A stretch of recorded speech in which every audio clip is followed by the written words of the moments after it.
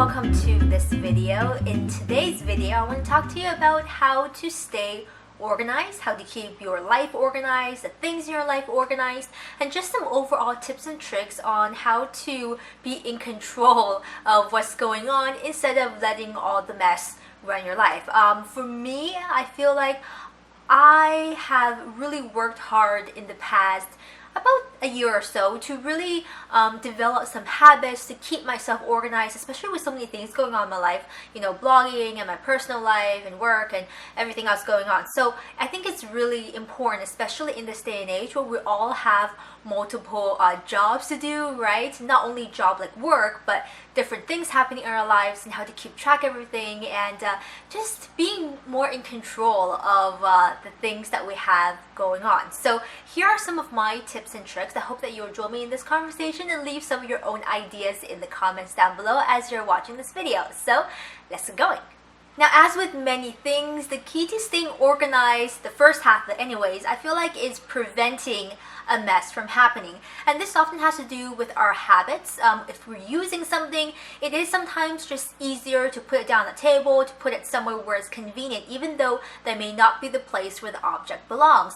For example, I'm doing my hair, I've got bobby pins and clips everywhere. Sometimes I don't actually put them back in their little drawers or in their containers. And with the buildup of that, then you start getting a very visible mess, right? Like they're not big messes, but they're little messes and clutters that really make you feel visually, messy in a way. So for me, I've tried to develop the habit of actually consciously thinking, I've got this in my hand, I don't need it anymore. Let's take the 10 seconds to put it back where it belongs.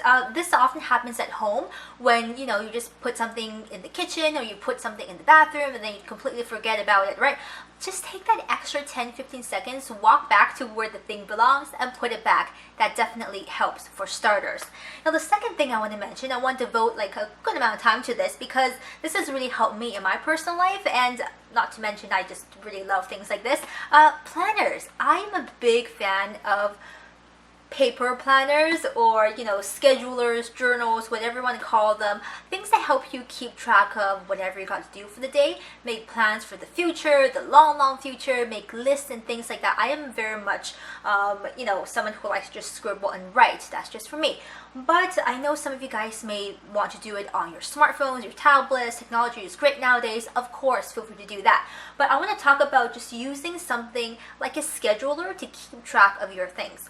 You may think that you have it all up here in your head, and which is fine. But I just find it much more satisfying, I guess, when you have it in a list and you get to tick off your things for the day after you've accomplished them. It's a sense of accomplishment and a sense of saying, I got this done, I have how many more things left to do, and keep you really on track for the day or for the week or the month, whatever big or small goals that you may have. And for me, this is how I do it. Oh, by the way, this is my planner from last year. It is quite a decently sized one. It has months and it has, the weeks laid out. I like to see my week laid out flat along 2 pages.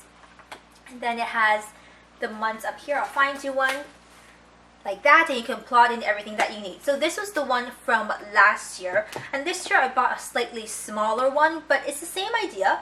I fill it up with all kinds of things going on, and I have little tabs which help me keep track of what month it is and things I need to fill in for the future.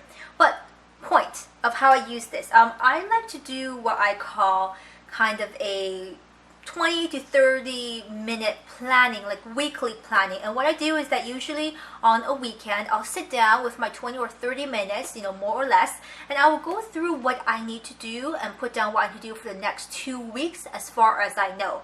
Things might change and they may not be set in stone, but if I got something that I pretty much know I have to do, I'll put it down right here during, that session. And in that same session, I plot down any activities, any meetings, blog videos I plan to do, right? Things like that, I all jot them down in here. Also, before bedtime every night, I take the extra 5 or 10 minutes to put down anything important I need to do for the next day. This may include simple things like I need to do laundry, I need to vacuum, I need to film this video, right? Small things, or I need to buy something at the grocery store. Things like that, I like to put it down the night before. This way, when I'm going to bed, I don't have to keep thinking, oh, I gotta remember to do this tomorrow, because the next day when I wake up, first thing I do after I get up is look through my day journal, things I have to do for that day, and that really keeps me on track, and I get a sound sleep because I don't have to worry about perhaps forgetting something. So 5 minutes the night before every single night, put things down for tomorrow. Another thing that really seems to help myself, especially if you're a list maker and you like making, big long lists of things, is to start with 3 most important tasks or things for the day way up top, so you get to tackle those things first, right? Can't just put them like way down below in the bottom of the list, and sometimes you may not get to them. And for me, definitely having a little checkbox, like I would do a little square checkbox, and whenever I'm done, I'll tick it off. That makes me feel very satisfied in knowing that I accomplished this, I get to check it off my list, something like that. So planners definitely help, and if you would like me to do a more specific video on how I organize and use different accessories for my planners, I'll be happy to do that. But get yourself one of these, or even something on your smartphone or tablet or computer that you can really use to mark down all your activities for the day or the week. One more thing I forgot to mention is routines. Of course, routines. Routines may sound kind of boring for some people. If you're a free spirit, you like to do things whenever you want to do them. But I find that routines help us develop habits, oftentimes good habits, hopefully, that will get things done in a cordial manner, nice, quick, and easy, and it will always be in the back of your head. I got to do this on Saturdays, or I have to do this on Mondays. For me, I usually do my vacuuming, washing, cleaning on the weekend. So usually it's Saturday, and I'll put down, actually on my journal, every single Saturday, I'll put down wash, vacuum, organize. I think that's what I usually put. And it's the same thing every single Sunday, and it really gets me in the habit of doing repetitive things, but a set time to do them so I never forget. Now that we have tasks and activities in our lives organized, time to move on to the actual stuff, the physical things that may be cluttering up your life. Definitely throw things away. That's my number 1 tip. It can be hard for some of us, I know. For me, myself, I like to recycle and reuse things, so I keep thinking, maybe I'll need this for another craft project, maybe I'll need this for something else, or a multi-purpose, repurposing, recycling, all those things.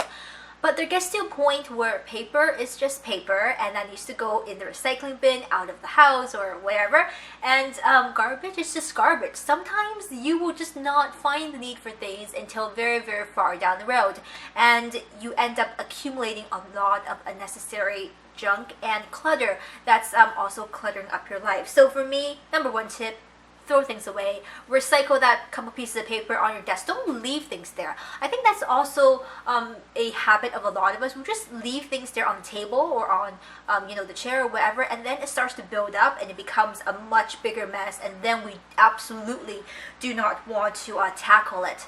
But also, if you have a lot of stuff, think of organizing, designated areas, boxes, bins for those things. You don't have to go all crazy or even super expensive. You can do IKEA. They have some very inexpensive plastic bins. Or you can even go to the dollar store and pick up for $1 or $2 those organizational file folders or boxes. Some really cute one as well, covered with pretty wrapping paper. So make use of organizational tools and find a designated place for your groups of things that all go together. That will help you to, again, have a place for your things and put them back when you're done with them. Now, the third thing, for those of you who love collecting magazines, you subscribe to a lot of them or you buy a lot of them, I am one of those people.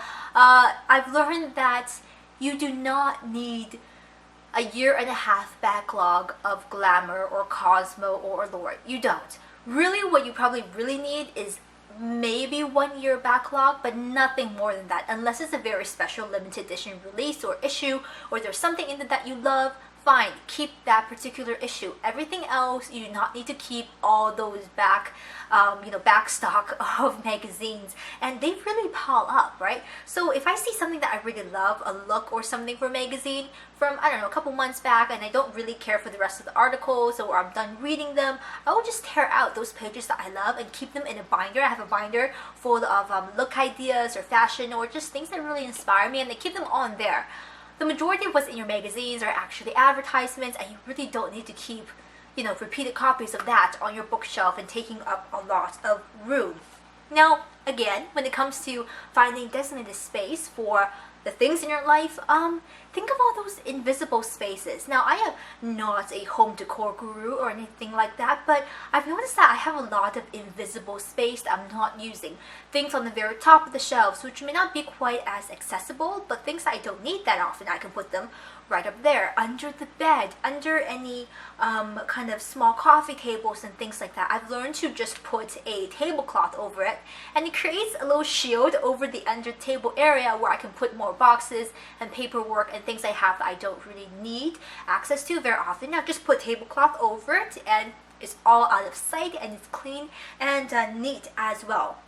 Lastly, if you are tackling a big mess, here's my tip. I like to do what I call the 15-minute cleanup, and it's kind of fun. So I would actually make a playlist, a fun one, right? 90s playlist, I love those, and just pop it in, make a playlist, hit play, and start cleaning for that 15 minutes. I find that if we try to tackle too many things or have a cleaning day, it's way too overwhelming. So it's nice to clean in little chunks, shall I say, and we'll do maybe like 3 to 4 songs, nice fun upbeat ones, 15 minutes, and for those 15 minutes you clean as many things as you can. Mostly it's about putting things away. Oftentimes a lot of our clutter are just messes in little piles or little areas. So put things away, tackle the biggest eyesores first, and then break it down to smaller and smaller bits. And after the 15 minutes, you stop. You go back to doing whatever that you're doing. Maybe in the afternoon, you break out another 15 minutes, right? And it's kind of fun. You can dance around while you do it, but just focus for that 15 minutes on cleaning. And I find that's very, very productive to getting my space organized. So really, for me, the biggest tip out of all of this is just consistency. Whatever I've just told you or things that I have started doing in my life, they wouldn't really work if I only did them on Monday, and then maybe skip a couple days, and then, oh right, next Monday, let's do that again. You have to build a consistent routine. Like I said, back to the idea of routines. Even if it's just small things, small habits that you develop, that really helps you in the long run. And over the past year, I have developed some of these habits, and things like planning my day the night before, or doing like a weekly checkup of my planner, things I need to do for the next 2 weeks. So develop these type of habits, which will really help you move forward with your life in 2015. Hopefully will be nice and smooth and easy, and will help you tackle more of the things that you want to do. So that's my video, short and sweet hopefully. If you have questions and comments, leave them down below. If you want me to tackle another similar topic about lifestyle things, feel free to drop me suggestions as well over here on this video or over on social media. Until next time, I hope that you enjoyed this video. Take great care of yourselves, and see you very soon. Bye bye.